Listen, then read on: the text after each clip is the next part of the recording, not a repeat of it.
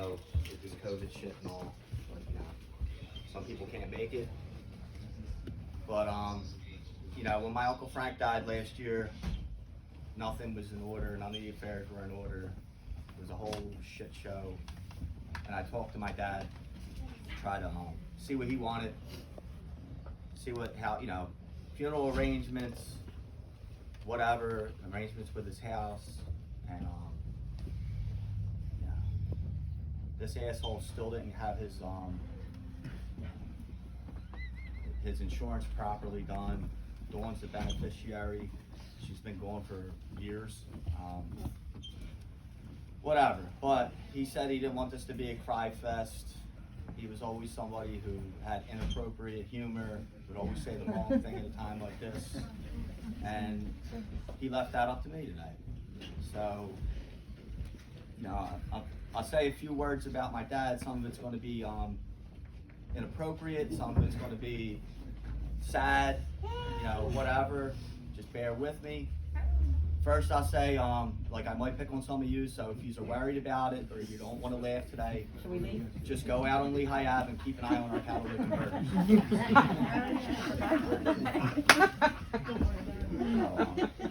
So, you know, I believe that a lot of the best parts of me came from my father, and a lot of the worst parts of me came from my father, and it's okay. You know, like I said, he would say really dumb shit at the worst time, always.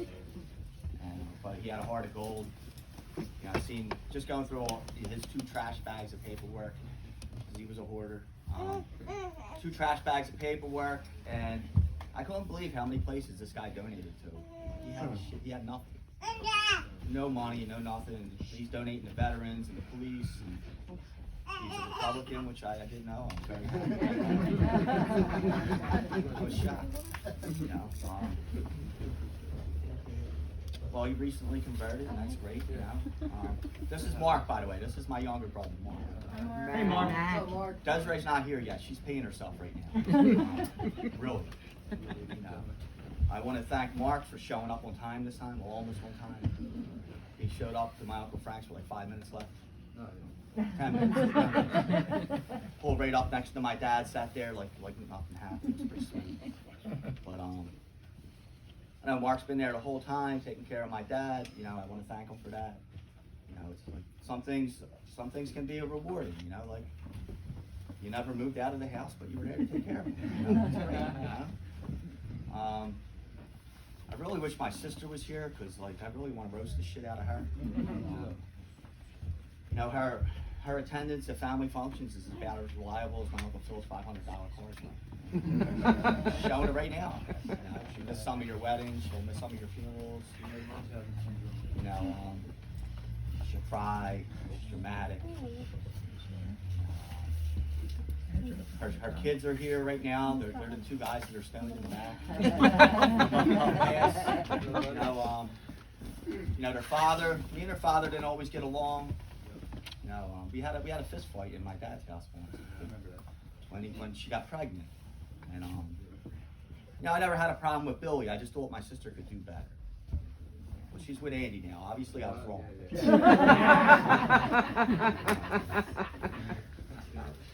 Jenny's back there. She's the youngest. She's 25. My dad always told my mom he was going to leave her for a younger woman. He didn't leave her. She went out on a 3-year crack binge and he met Dawn. I had a baby together. She's 25. I'm 43. So she's like, I don't know, a lot younger than I am. She was rolling her eyes at me when she was like 2 years old. She still does. You know, but I don't have a lot to joke about Jenny. She was the good one. She's the one my dad never had to worry about. You know, she got pregnant when she was like 15. But luckily, she met a really good guy. You know, she had 3 kids by the same dude. Like in Kensington, that's almost impossible. They're still together. You know, like things are great. Trying to think of who else I can make fun of here. I want to say hello to the wealthy Brennans. Yeah. To Eddie and his wife. Hey, Eddie, what's up? You didn't say hi. Millie texted him like 4 times since he's been here asking for money. He only gave it once. Did she really? Probably. Loretta back Give there. her cigarettes, right? I made shirts for Loretta. She had a resentment against my home group, Loretta versus Life or Death. And, she loved it. Now she's got what is it? Get Back Loretta, like a Beatles shirt. She had a spiritual awakening that year. Chrissy Green's here. Is she? You know, she's my old neighbor. Mark used to climb, try to look in her window to look at her tits and shit. He's probably the only dude that kind of didn't see it. Chrissy was close to my dad. She never had any relations with my dad, but she did with a lot of his friends. She even got pregnant by one. A Wilder too. Oh, yeah. There you go. Mikey Wilder's here. Mikey was like a brother to me. You know, he saved Mark's life before. Mark was drowning in a pool in Wildwood. For real. Your mother jumped off the second floor balcony into the pool. Yeah, after you told her, because they were in a room getting high. You know? But Mikey helped save his life. You know, Mark was underwater for a little while. He's bringing down his house. But you know, I don't know. Carrie's here. Carrie's like my best AA friend. Yeah, that's Carrie. Every time I see her, she has a different boyfriend. That's Carrie. Yeah, like if you're sober and you want to work out but you don't want to work, she'll take care of you. She's like got the mommy syndrome. We took her boyfriend on a cruise. You know, yeah. Her and her boyfriend went on a cruise. He's getting drunk. He's not supposed to. You know, me and Morgan had to send her for a massage just to get her away. Seriously, true story. You know, Mark in the last year, he's like really evolved as a man and it's like a sex symbol. You know, he's in everybody's DMs on Facebook. His pickup line is always like, "You might not know me, but you know my brother. I'm a shy, quiet one. I'm a gentleman, right? I'm a gentleman." And then 5 minutes later, "You want to take a ride on my kickstand?" That's Mark. You know, but you know, it's sad. You know, like I'm happy Diane's here. She fucking hates me. I always pick on her. I pick on her son. She blocks me on Facebook. Like she hates my guts, but she loves my dad. You know what I mean? So she's here. Gus has always been good to me. I appreciate Gus being here. Hope I'm not leaving anybody out. Billy, I can't pick on Billy. He took me out to Cafe Camarella last night, man. We had a great meal. I got nothing on Billy. Jeff back there, dumbest Polak I know. Love him, man. You know, Ricardo will always be a joke that I remember. His lovely wife April, they were crazy enough to let me in their wedding a couple months ago. They survived renovating a house together without killing each other. Happy to see them. There goes my dad's sponsor, John Green. John A. You know, I'm glad he was able to get him out of the house. Yeah. They would go to meetings every Saturday night in Levittown. Same place all the time. I would love to say they did it to meet the men, but like there's a lot of young recovery house chicks there. Yeah, they are. They wanted to check them out. Go to parks and it's all good. Got him out of the house for real. I appreciate that. We went because it was on Hoe Road. Thanks, John. I love this. It's like I'm the rapper and Mark's like the little MC. Just says stuff on that breath. You know, throws in a little word here or there. He's fine. He's doing all right. But Desiree still paying? She here yet? I hear ya. Joe's back there. My stepbrother, Joe Jig. Jiggy. You know, he was a lot younger than me. He was a cock blocker when he was like 8 years old. Knocking on my door, we shared a room, me, Mark, and Joe. I know your daughter's here. We already talked about this. It's okay. And you know, I'd be in there with whoever. Joe knocking on the door. I gotta go to sleep. Give me 5 minutes. 10 minutes. All right, Joe. But anyway, Joe's buddies are here. called them the Huntington Street Hustlers. Like, I don't know. It's his buddies from the hood. Joe's white, but like he's black. He got my dad in touch with that part of the society. And I love him for that, you know. He's a real man. No, but for real, his friends, I will say this, they've been there for him for everything. Every event, every tragedy in his life, you know, Joe's had a lot of them. If you ever want to know when anybody died, just ask to see his tattoos. He's got them all over the place. I think he's mad I got a tribute this time. Yeah, like a mural or something. Joe would do that, you know.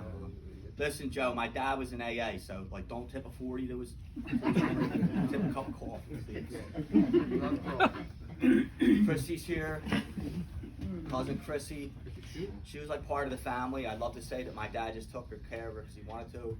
It's really because Mary showed up with her and said she was going out for cigarettes and came back for it.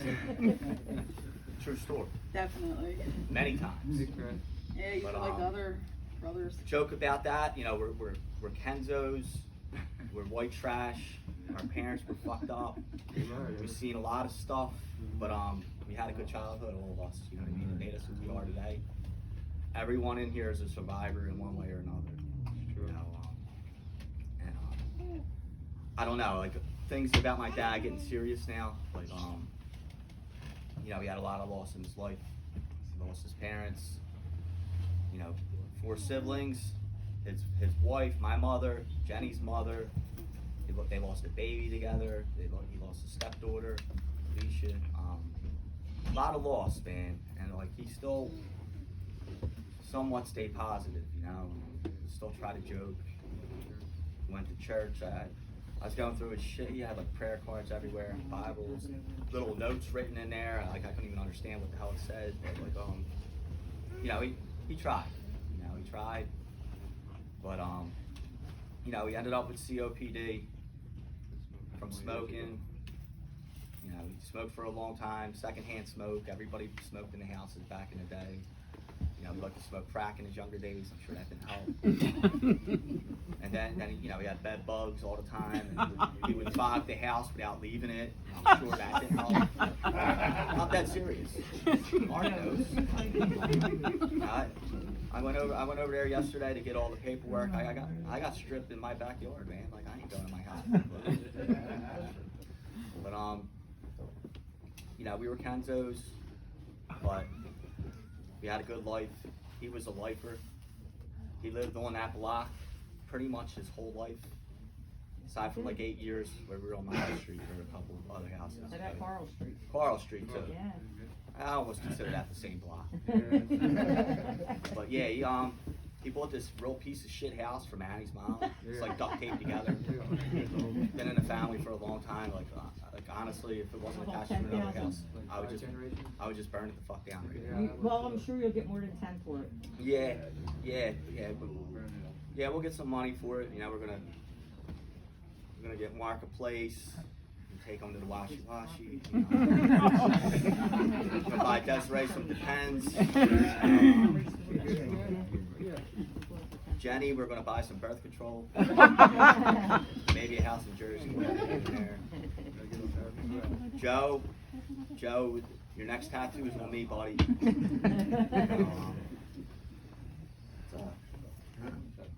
You want Mark will get a tattoo too. Is it going to be a kickstand or is it going to be like? Okay. All right. He's a nice, respectable gentleman. That's You're right. welcome, Mark. But like seriously though, like I'm going to miss my dad. The things I'm going to miss the most is making him meals. You know, I would take a meal to him every week, and then he'd piss me off because he'd tell me I look fat or I only look good because I'm wearing black today. Or, you know, did Morgan throw you out yet? You know, or like, why don't you bring real food? So then I say, what's real food? I'm bringing him home cooked meals, and he would rather have an encore. You know, that Desiree would drop off. So she's the favorite because she bought encores and don't have to cook. You know, but I'm gonna miss that stuff. You know, I'm gonna miss breaking his balls. You know, the last gift I gave him was a blow-up doll. True story. I got a picture of it. It's Christmas. Your daughter's here. No, seriously, last Christmas I got him a blow-up doll, and I got Frank something else, and Frank threw it at me and told me I was an asshole. My dad laughed at it and said he's going to blow it up and take a picture with it and put it on Facebook. That was my dad. That's the way I want to remember him. I hope that's the way you guys remember him. And, what else I was going to say? Oh, the Gilmans, the Oxford Circle Gilmans. I almost forgot about it. They're the normal Gilmans. It's crazy. Like growing up, we thought they were rich. They were the rich Gilmans, right? Just like the rich Brennans over here, right?